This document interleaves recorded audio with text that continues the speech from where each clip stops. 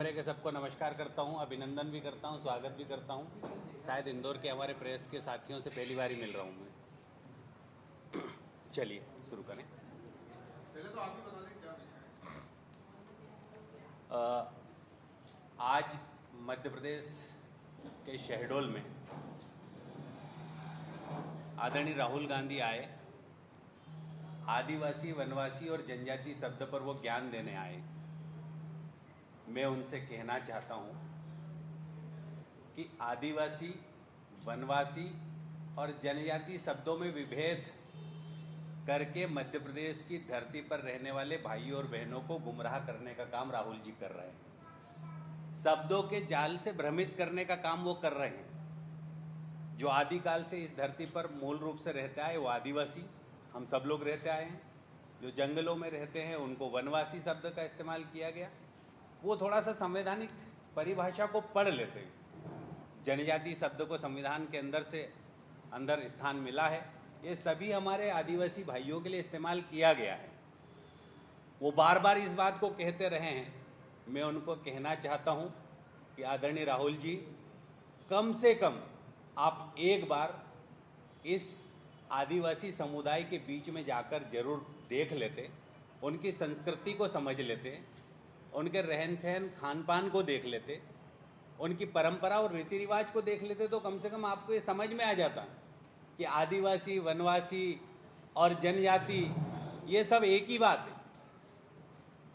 ये एक ही बात कही गई है, लेकिन आपके अंदर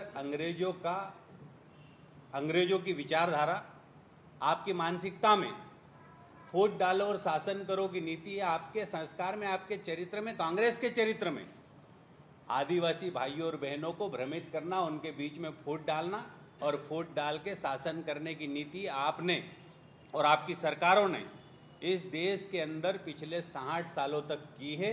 और अब मध्य प्रदेश की और देश की जनता समझ चुकी है और हमारे विशेषकर आदिवासी भाई समझ चुके हैं।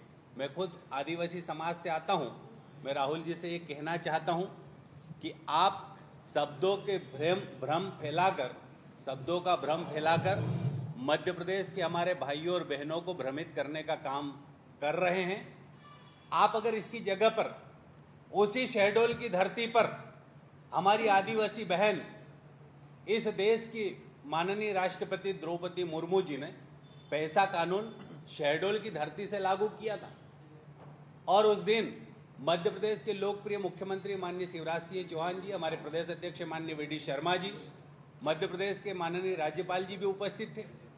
वो राहुल जी को वो इतिहास या वो दिन भी याद नहीं है। मध्य प्रदेश में और देश के अंदर अगर आदिवासियों की जिंदगी बदलने का काम किया है और आदिवासियों को अधिकार देने का काम किया है तो भारतीय जनता पार्टी की सरकारों ने किया है। हमारे को पक्के मकान, पक्की सड़कें, संबल योजना का लाभ, आयुष्मान भारत योजना का लाभ और जितनी तमाम किसान सम्मान निधि सहित जो योजनाओं का लाभ मिला है वो सबसे ज़्यादा हमारे आदिवासी भाइयों और बहनों को मिला है। सामान्य सा शब्द है। मैं पिछली बार भी संसद के बाहर भी प्रेस कॉन्फ्रेंस में बोल चुका हूँ कि राहुल जी, आदिवासी समाज को लेकर अपने ज्ञान वृद्धि कीजिए और उसके बाद हमारे आदिवासी क्षेत्रों में आकर इस प्रकार की बात करेंगे तो हमें भी ठीक लगेगा। आपके पास कोई ज्ञान ही नहीं है। जिस आदिवासी समाज के बारे में आप जानते नहीं उसके बारे में आप बोल रहे हैं। आदिवासी समुदाय का ज्ञान आप रखें और आदिवासी समुदाय को आपने हमेशा वोट बैंक मानकर रखा। आदिवासियों को कांग्रेस ने हमेशा फूट डालो और शासन करो की नीति के तहत शोषण करने का काम किया है।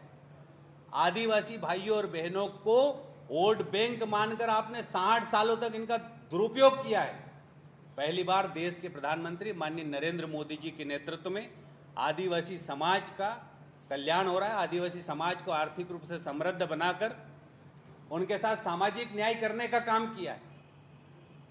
आज राष्ट्रीय जनजाति गौरव दिवस की बात करूं, भारत के अंदर महापुरुषों के स्मारक बनाने की बात करूं, महापुरुषों के इतिहास को फिर से इतिहास के पन्ने पर लाने की बात करूं, या तमाम स्मारक बनाने वाले स्थानों की बात करूं, या भगवान बिरसा मुंडा की जयंती को राष्ट्रीय जनजाति गौरव दिवस के रूप में घोषित करने की बात करूं, तो ये भारतीय जनता पार्टी की सरकारों ने किया है।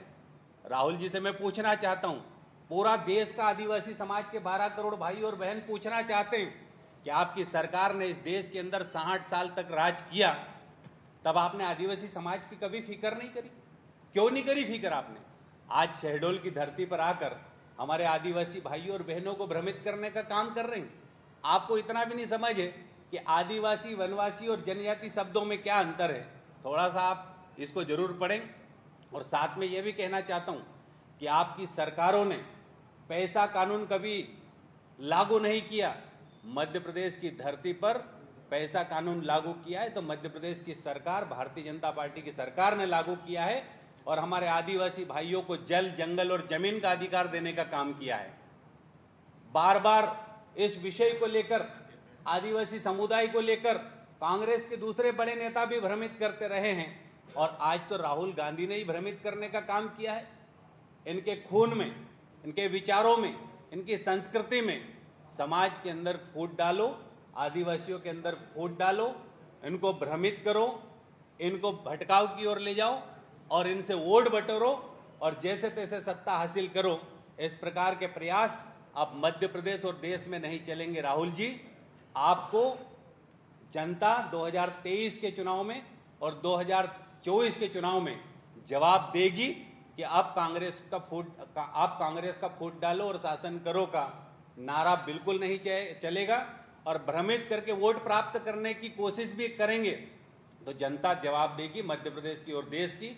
और अब आदिवासी समुदाय भी भारतीय जनता पार्टी के साथ है, कांग्रेस के इस झूठ में फंसने वाला नहीं है।